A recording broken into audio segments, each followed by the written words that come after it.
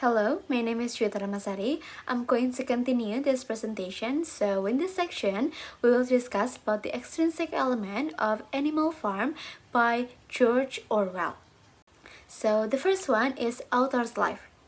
George Orwell was the pseudonym name of Eric Arthur Blair. He was born in Motihari, India in 1903.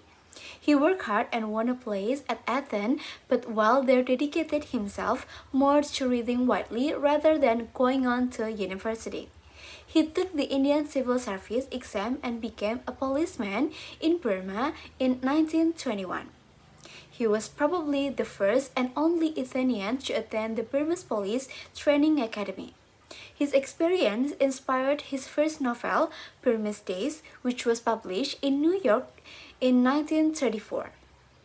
Orwell then moved to Paris in 1928, where, in his own words, he lived for about a year and a half in Paris, writing novels and short stories which no one would publish.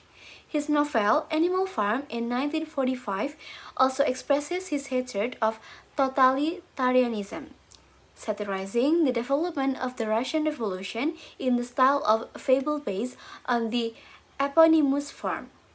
And then the another novel, 1984 in 1949, deals with similar subject matter by describing a dystopian future overseen by the all-powerful Big Brother. Both books have been translated all around the world and were read differently by conflicting parties during the Cold War. Having adopted a son, Orwell died of tuberculosis on 21 January of 1950. Okay, the next one is the cultural background. In Animal Farm, George Orwell uses cultural surrounding to shape the animals of manner or Animal Farm to portray dark, satirical, political, or social commentary on communism. And the ultimate harm it brings in the form of their all-knowing leader, Napoleon as the pig, an obvious caricature on the infamous Joseph Stalin. George Orwell tries to picture an ideal socialist nation through the image of Russia's failed socialism. From the pigs to the horse to the smallest of the animal are used to explain his ideology. Okay, the next one is the social background. In the novella Animal Farm, authored by George Orwell, it depicts a brilliant satire on the oppressing economic and social condition of the Russian Revolution through the form of an allegory. Literature reveals the construction of a flawed economic system, political corruption, and the impact of harsh social conditions.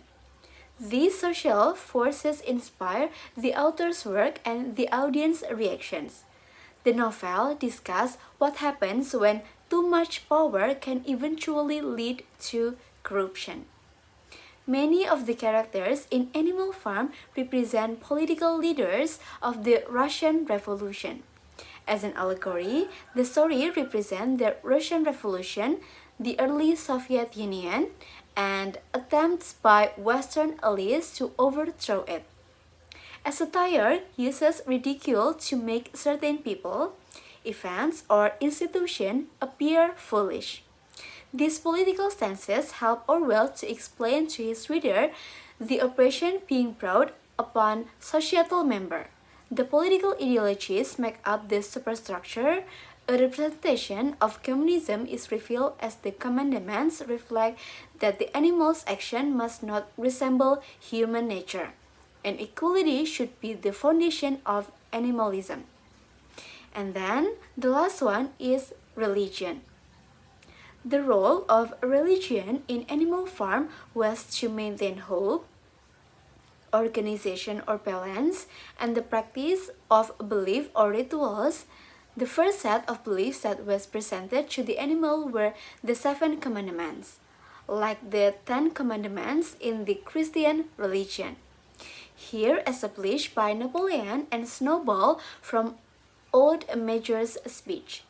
They will form an unalterable law by which all the animal on Animal Farm must, for ever after. Not only do they have a set of beliefs, yet they take the song of Peace of England, produced by Old Major, into a ritual practice after they plan meetings. The role of religion also takes form by the tales of Moses Raven.